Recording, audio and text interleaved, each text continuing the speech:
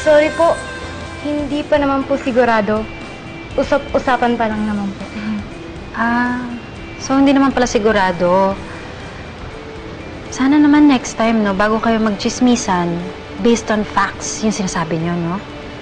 Kung mapanira kayo ng buhay na ibang tao, eh.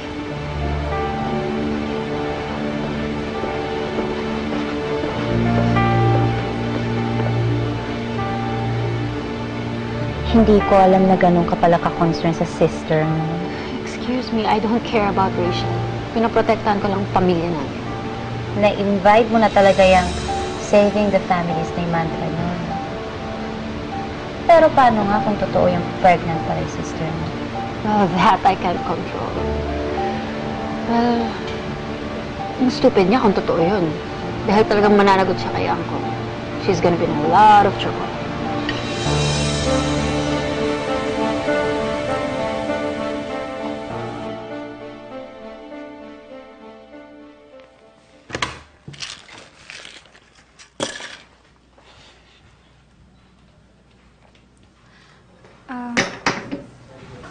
Ano yan? Ano naman kalokohan ng tinatago mo? Wala ako sa mood makipag-usap sa'yo. I'm tired.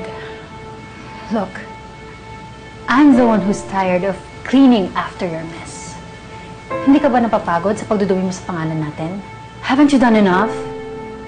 Kung may problema man ako, okay na ako. Sanay na ako na hindi niyo ako tinutulungan. So, get out! Bastos ka rin, no? Achi mo pa rin ako. Kung sila naloloko mo, ako hindi. Kaya malaman-laman ko lang talaga na totoo yan dinadala mong stupidity. Isusumbong talaga kita kay Mami at Angkong. Hindi ko alam kung ano yung sinasabi mo. Well, I just hope na malusutan mo ang kagagahan na pinasok mo ngayon, Shobe. Dahil ikaw na rin ang nagsabi, wala sa pamilyang to ang makakatulong sa'yo. Mag-isa ka lang.